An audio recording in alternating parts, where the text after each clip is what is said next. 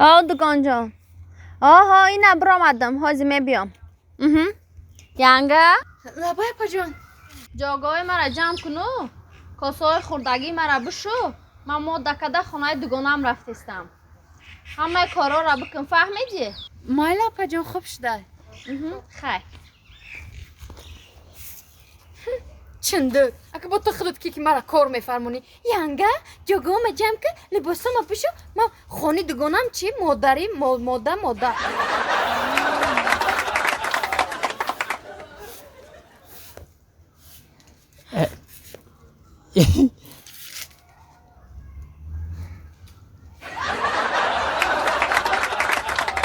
رحمت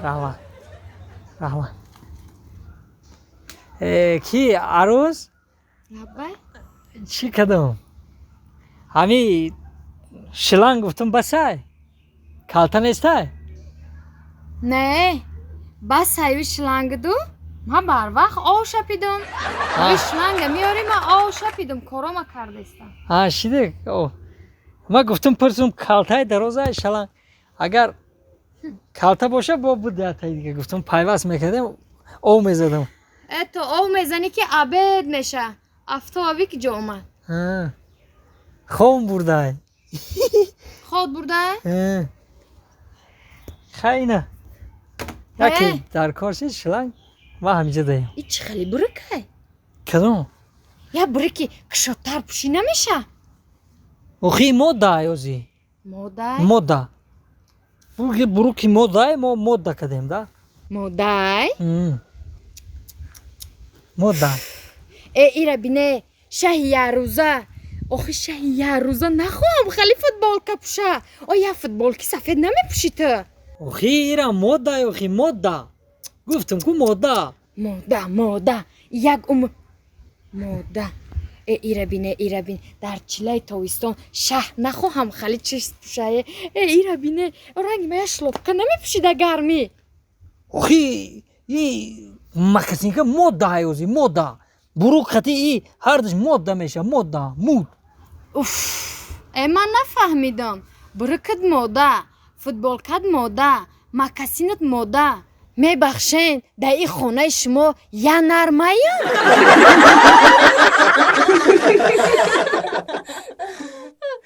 میدونی رخشانا جان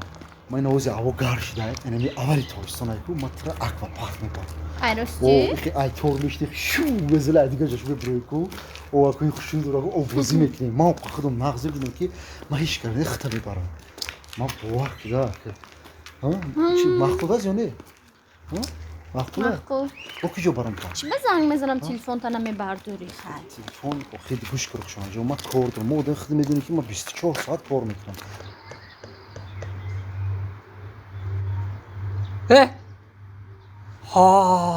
کلغاوس اینجا بیا اینجا بیا کلغاوس تو میگو اینجا بیا لابا کدی شد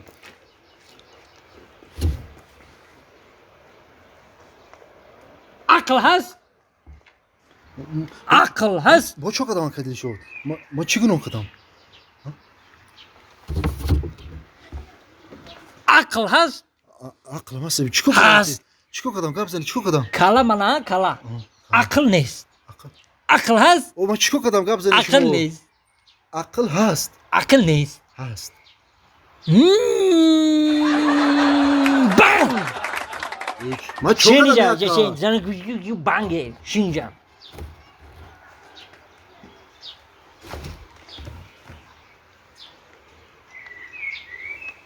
چیکار کردی تو میدانی همیشه شتم 12 آدم خطی گذاشتی عقل هست اکا جون خیلی جوانی کدیم دا یوشی کدیم دا جوانی از سرت مانه 12 پگاه میبینی 13 14 15 رفته میکن تو عقل همی شما نکدی اکا وقتش دا اکا جون خیلی بس کدن در کار بس کدن در کار آزی میخیزی ایجاد میروی راست پیش انمو کی کدی بودی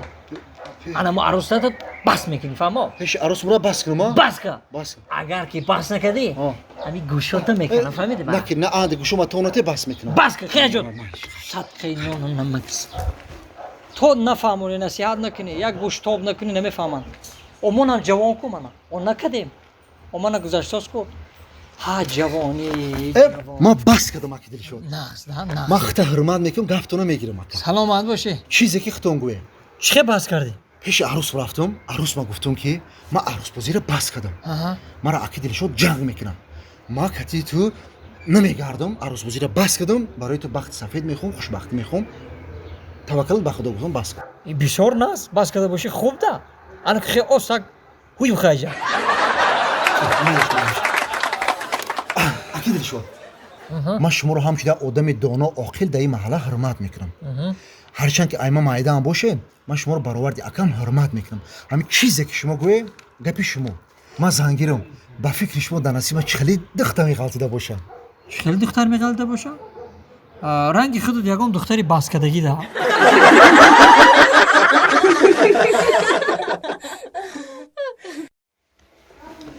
ای پیش خدمت لا کجا بیا اینجا این پیش میش کنای مدکن نه آخه مرد من نگاه کردم بخشش اپا جون اینا منیو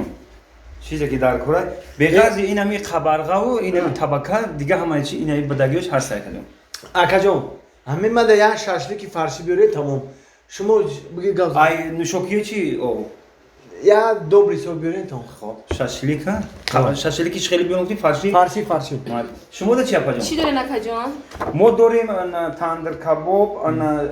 داریم شاشلیک نمیدونم شما ده مانتو داریم سامبوسا داریم لگمن هیچ نفورید ما آخه یا چی بگو آخه شما ده نیورم مگه چی یکم چیز یا چی دیگه در منیو نوشتگی نیستیم در خلادینیک سویج ایستادگی زبونی گو داریم میخریم زبونی گو چی ای؟ گوش کاکا تو چی فکر کردی که چیزی که در دهنی گو بود با ما در دهنی خودم میموندم من هرگز این کارا نمیکنم فهمیدی؟ بخشش خیلی پاجام چیزی که بود پرسیدین من همون رو گفتم بخشش اگر که نخواهیم زبونی گو میاریم تخمی جوشاندگی دارین؟ تخمی جوندگی داریم پاجام تخمی جوشاندگی بیارین مده؟ مایلش گوش که مرا نه تو نگفتی که ما زبونی گو در دهم نمیزنم او ای دهه گو اومدگی ما خیلی گفتی تو فکر نمیکنی که این تخ در کجا بود و ای کجا بر اومد ها